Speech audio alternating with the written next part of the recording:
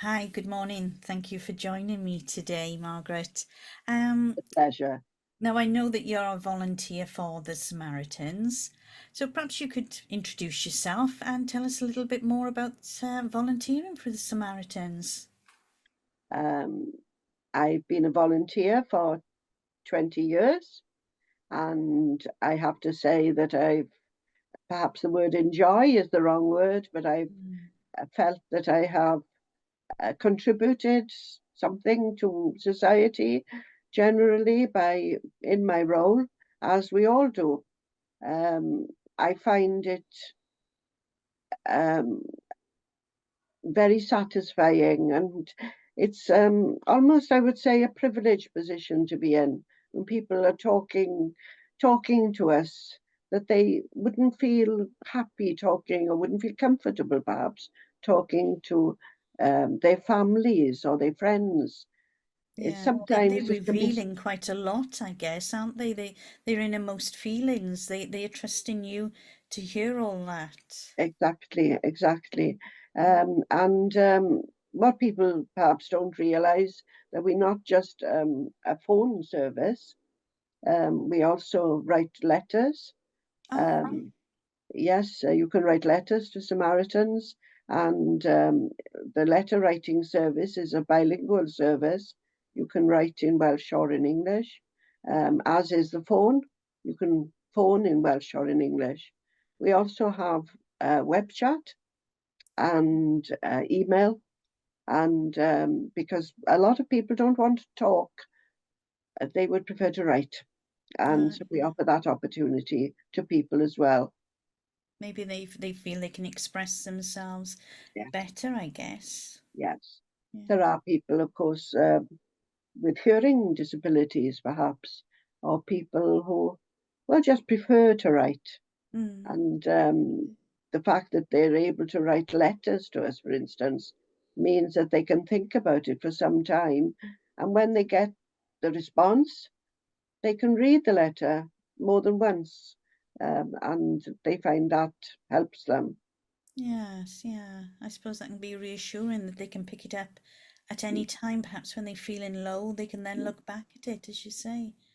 So, yes, that's quite a good way of communicating, really, as well, isn't it? Very good. Yeah. Perhaps the main point that we should make is that all this is free. It's a free service, and with the phone calls, for instance, it's 24/7 service. It's available day and night, and emails as well. People can, and the amazing part about the email service is that we get emails from all over the world.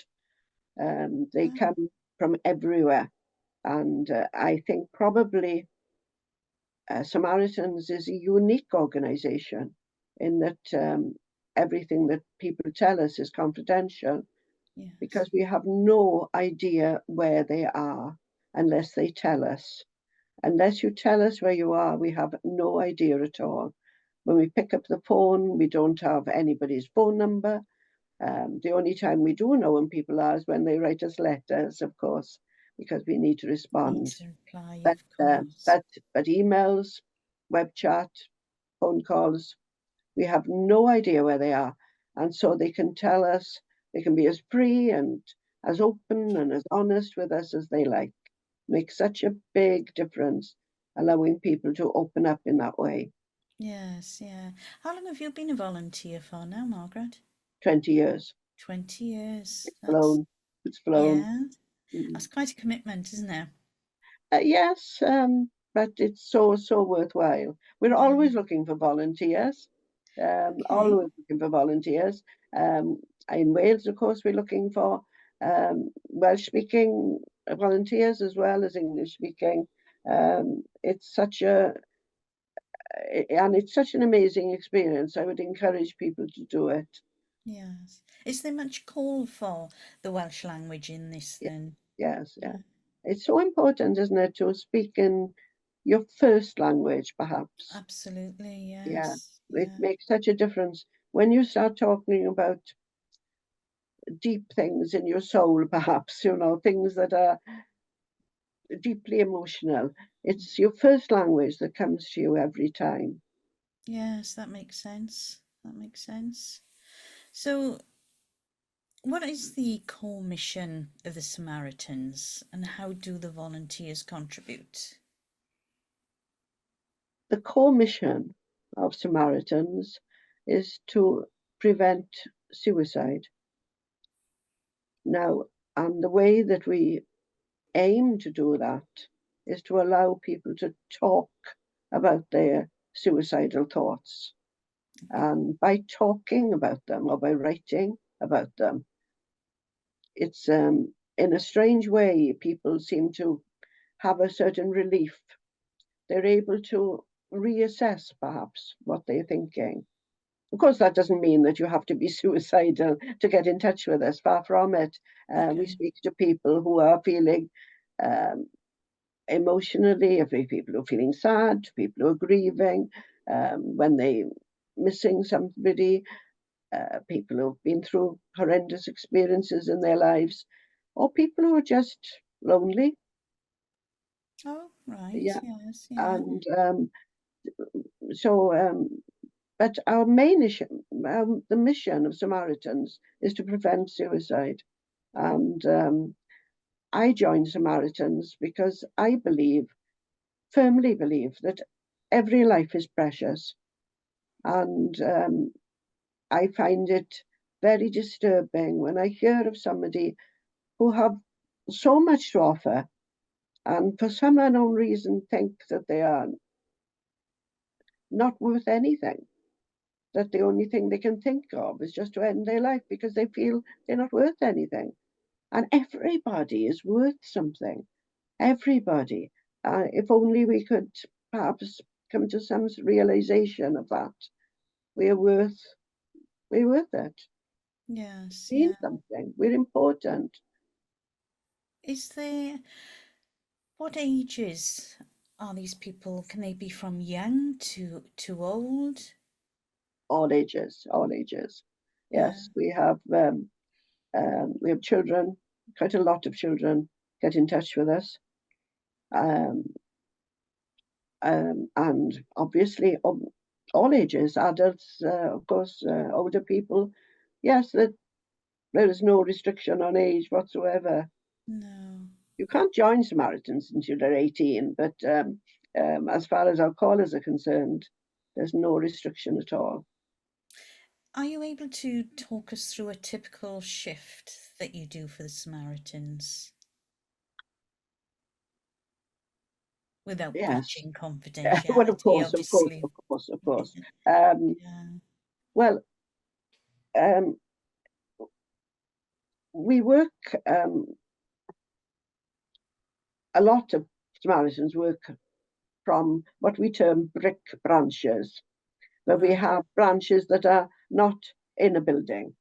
We have a festival branch, for instance, who go to places like Glastonbury. Um, Okay. we have correspondence branch, which doesn't have a brick building. We work from our own homes. Um, we also have an email hub where we work from our own homes. But going into the brick branch, perhaps I could tell you something about that experience. Hmm. Um, we we like to get to the branch a quarter of an hour before we do to start our shift, as we call it. The shifts can last 3, 4, up to 6 hours, depending on circumstances. The We get there about a quarter of an hour before. We talk to the volunteers who have been there before us, and we possibly discuss their problems as well.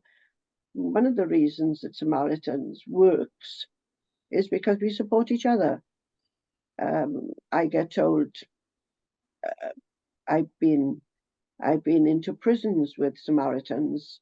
I did that for a number of years, and I was horrified to hear prison officers say that they perhaps would come across a prisoner who's taken his own life, Right. and then 5 minutes later expected to get straight on for the shift. Okay. They told, right, get on with it then.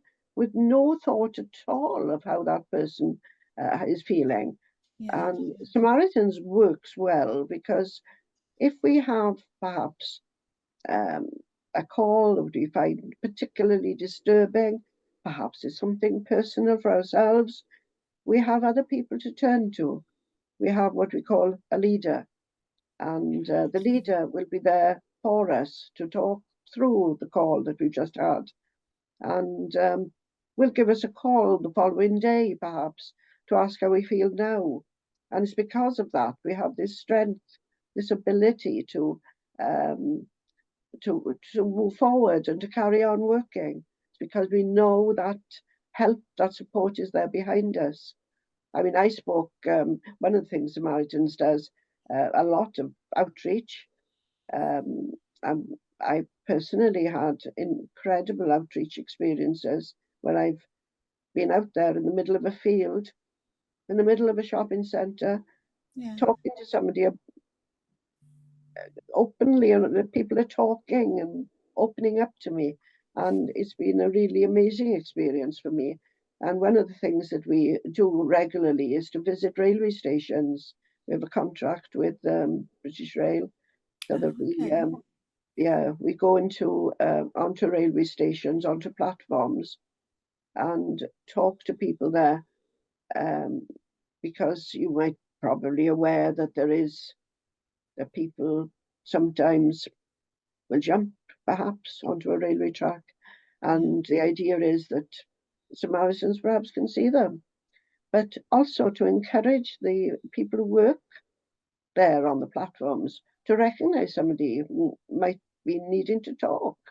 Yes. Yeah. There's some wonderful tales out there about people who, somebody who took his own life by jumping off the bridge in San Francisco, which apparently is used a lot for that purpose, unfortunately. And he told himself that if anybody spoke to him at all on his way to the bridge, that he wouldn't do it. Mm. And he sat there on two buses, nobody said a word to him. And one of the things Samaritans does is to encourage people to talk to people. How are you today? Uh, It's simple things like weather's bad, isn't it? Just talk to people.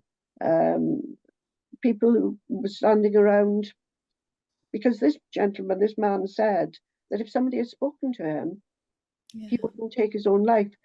And eventually somebody did. He was on the bridge and somebody said, "Will you take a photo, please?" And he said that wasn't what he meant. He Okay. wanted somebody to ask him how he was. Yeah. How Yes. was he feeling?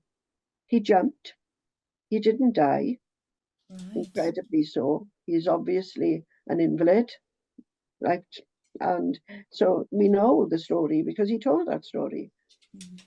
Yeah. And another story, another story that we know about, and we're able to talk about it, is Linda Nolan, the famous personality, celebrity Linda Nolan, Yes. Yeah. and she actually uh, she is an ambassador for us, if you like, and she tells this story herself. She was going through a rough patch with her marriage and with her own bad health. And she phoned Samaritans at 4 o'clock in the morning, every morning for 2 weeks. And when her sister found out that she had done this, she was cross with her and she said, "Why didn't you phone me?" And her answer was, "But I love you.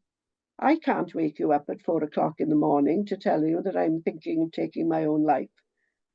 The secret of Samaritans is that we are there as complete strangers.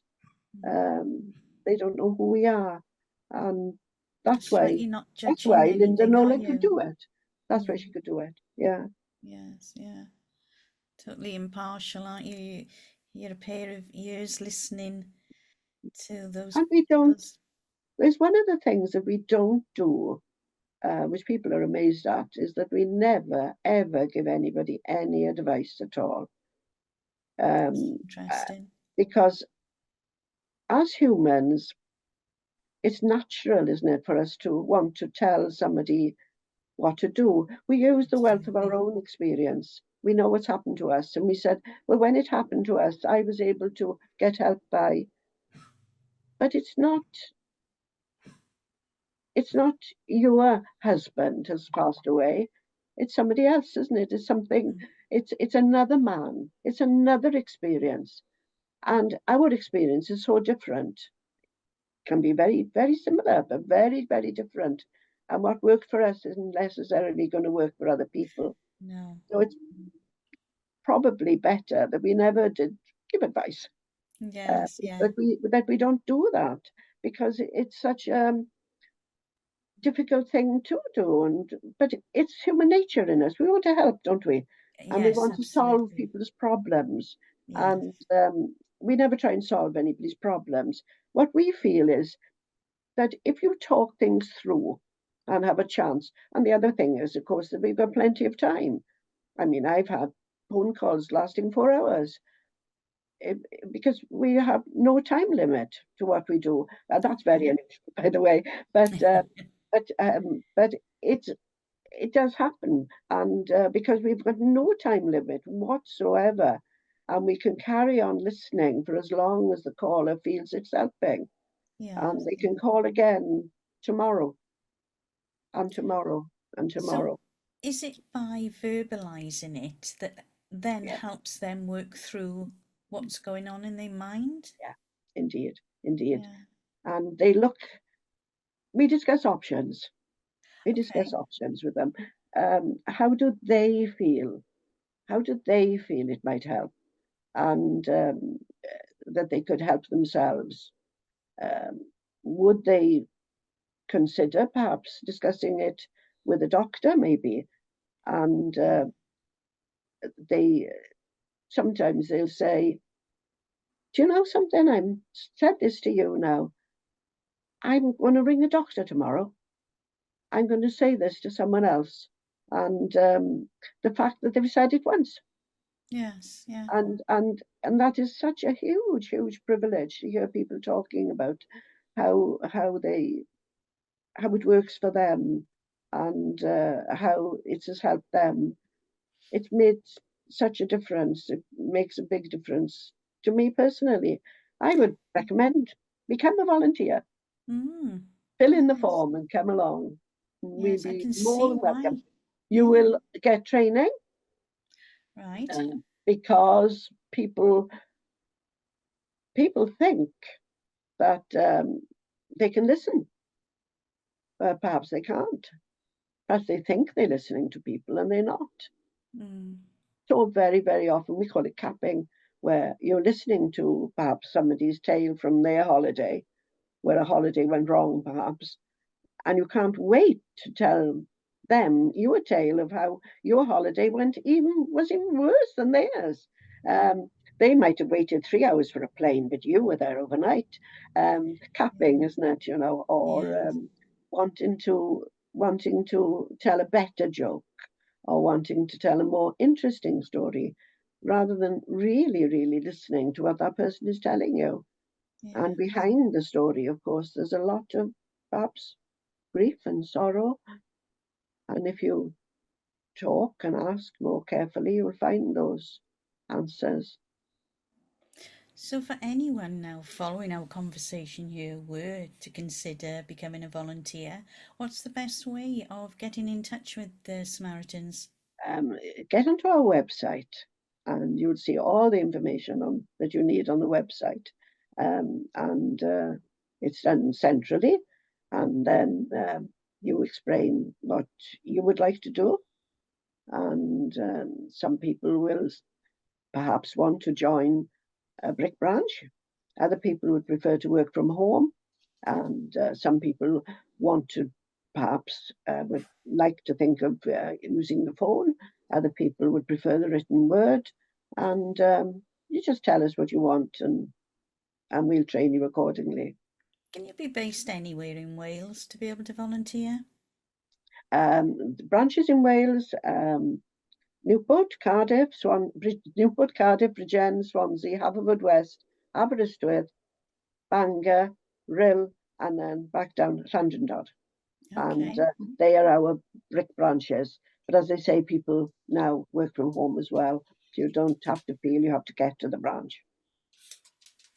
And for those who may be feeling a little upset today or feeling a little low in mood, what would your advice be to them today? Phone us, email us, web chat us, write to us. We we don't we're not going to judge you. We're not going to say anything. That's another thing that we do, isn't it? Generally, as human beings, we judge other people. We never do Yeah, that. We accept people as they are, where they are, in their place. We say sometimes this is your space. This is your time. You can use it as you want. And uh, so, yes, please get in touch. and you're We want to hear 24/7, from did you you. say? We're 24/7, Yes. which is why we call the 24th of July our Samaritan Awareness Day, 24/7, Yeah. all day, every day. As I say in English, in Welsh, write letter to us, Mm. whatever you prefer, whichever method suits you best, Yeah. and, and if at whatever time suits you best, at whatever, whenever you would want to, just get in touch. Yeah. Please, we're Never there. feel alone. Would that be fair to say? Don't feel alone and just We ring. do. We before COVID, we did face to face in all the branches. Mm. You could walk into a branch. It was always better to make arrangements previously, but there are very few branches offering that service now, Okay. actually face to face. But they are out there, and I think a lot of branches are trying to go back to that system because sometimes you find there's somebody actually passing a branch and will think, Mm. oh, do you know what? I think I'd like to talk to somebody about how I feel, and I want to talk to a stranger. Yeah. I want to talk to somebody that doesn't know me, knows nothing at all about me, unless I choose to say. Oh, that's lovely. Oh, I mean, it's great work that you do. I suppose I have one question. Yeah, If you're out and about and you see someone sitting alone on a bench, maybe, what are the signs do you think that that person might be feeling a little low? it's a difficult question. We're all individuals, and we're all different. Mm, Um, but there can be no harm in saying something about the weather or it's cold here at the moment, mm, etc. It's you're standing on a bus stop, you're waiting for a train, whatever you are, uh, and if people want to talk, we have a leaflet called Samaritan Tips okay. that we give out as often as we can, and that in that it tells people and you can access that again on our website, how to go about talking to someone you don't know or somebody you do know, and Mm, find out more about what's going on in their minds. And yeah. we talk a lot about empathy in Samaritans. Um, there's a big difference between sympathy and empathy. I mean, you might Mm, perhaps you're in Tesco, perhaps you're in a shop, and somebody says, "Have you heard that so and so's wife has died?" Oh no, I'm sorry to hear that. And you might go to the point of perhaps giving the person a ring or buying a card and sending it to them to show your sympathy for the situation they're in. But in Samaritans, we don't talk about sympathy, we talk about empathy. And the best way to illustrate it is you think of a hole in the ground, and you think you're standing on top of this hole and you're looking down, and there's somebody standing at the bottom of this hole, and he or she is tiny because you're looking down and over them, and you are huge. You are confident. You know what you're about. You're okay. And you're looking down at this little person and says, it's looking dark down there. Whereas that's sympathy. Whereas empathy is when you get a step ladder and you put it on the side and you walk down the steps gradually, talking as you go, listening as you go. And when you get to the bottom, you are the same size as the man at the bottom of the hole now. You're not huge and confident and capable. You're the same as the other person. And you don't say anymore, it looks dark down there. Well, what you say now is, it is dark here, isn't it? Because you've gone down into that pit of despair with the other person.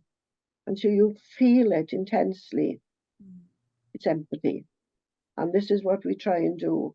We gradually go down, gradually, slowly, asking questions, showing we care.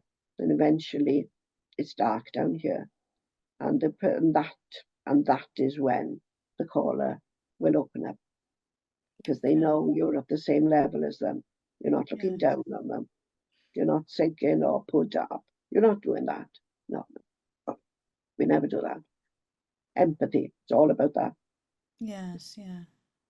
That's interesting. That's really interesting to know. That helps with understanding as well, doesn't it, too? Of course it Are does. there any tips of anything that perhaps you shouldn't say to someone who's feeling quite low? Oh, yes. Yeah. Is that something you can share? um, we would never say, for instance, what about your children? If you die, if you take your own life, what about your children? Okay. No, no, no, no, no, no, no. We call that emotional blackmail. Never, Right. ever say that. Never say that. Except what the person, it's not about the children, is it? It's about the person you're Mm. talking to at the time. They are Yes. the most important person. So we would never, ever say that. Um, we would we would never, we don't say, um, I'm sorry for what's happening, because we're not talking about ourselves, our sorrow. We're talking about them. Um, and we ask them the questions. When we don't, for instance, try and cheer them up. Right. We're not cheerer uppers. Okay. Um, it's Imagine a scenario: two young men. One says to the other, "I'm feeling rotten," and the other one says, "Come on, let's go down the pub and play a game of pool. Let's go out for a drink. Let's go and have a meal. Let's go and have some coffee." Because our natural inclination is to want to cheer them up. They're Mm. friends. We don't want them to be feeling sad. We want to cheer them up. And sometimes that's not the best way of approaching things. Sometimes the going down to play pool is the thing later on, after you've found out why they're feeling the way they are. And it can be Okay. extremely embarrassing, can't it? Men in particular find it very difficult to talk about their feelings. There's this thing, isn't it? Big boys don't cry. Mm. Well, that's utter rubbish. Utter Yes. rubbish. In my personal experience, the biggest boys, the the strongest of men, cry. Mm. Of course they cry, and they're not ashamed of crying. We should never be ashamed of crying. Women find it easier to cry than men, Yes. Yeah. especially in public. Um, but let's face it, men need that emotional uh, uh, um, outage the same as women. They need that. There's a wonderful organisation where I live where men are encouraged to go out and walk together. Yes. And the idea is that if you're walking with someone, you are facing in the same direction as them. And then you open up Sense. and you're able to talk a man to a man without feeling ashamed that they're admitting their weakness. Mm. Because big boys do cry. And big boys, men need to cry or need to talk about their emotions. All very well talking about the football, isn't it? But That's right. there are times when that's, and how many people are we aware of? Perhaps famous people that we're aware of, sports people, actors who have taken their own lives, people that we wouldn't dream could possibly be in that situation. That's right. We have Yes. no Yeah. idea what people are going through. We've no idea at all. We're No. just looking and we assume. And that's another thing that we never do. Somebody phones and says, well, you see, my grandfather has died. And you think perhaps your immediate reaction was to say, sorry to hear that. That must be hard for you. Um, it must be difficult for you. Mm. And you find out if you don't say things like that, if you ask them, how do you feel about your grandfather dying? Yeah, how is it for you? How do you find it? It's not Mm. about what would happen, what I would feel if my grandfather had died. It's about what they feel. And it's their grandfather who's a different man altogether. And Yes. you Yeah. can find out sometimes, actually, sometimes, that people are very glad that their grandfather has died. And you find out the reasons why. And they Okay. tell you things. And it's not assumptions, isn't it? What they say about assumptions makes asses of you and I, isn't it? Yes. That's right. Assumption, yeah, That's yeah, right. Yes. assume, yeah, us of you and me, isn't it? And it's certainly true. We really should not make assumptions. We shouldn't No. think that we know how they're feeling because we have felt that way. Mm. That's not a good plan. Not a good Okay. plan at all.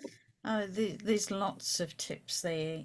It's been amazing speaking to you, and I think that Been a many people privilege. can walk away now with those tips on how to reframe, I guess, isn't it? How Yeah, to yeah. reframe questions. Not, It's made me think, yeah, about how, yeah.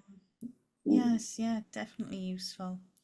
And so, yeah, hopefully, you will get some volunteers, I hope. Oh, And yes, yes, yes, indeed. Please, please, please come. We need you. We need you. yes, and do you know the website off the top of your head? Is it www Oh, dot Samaritans. Yeah, yes, yeah, yes, Samaritans. Just oh, type in Samaritans and it'll come up.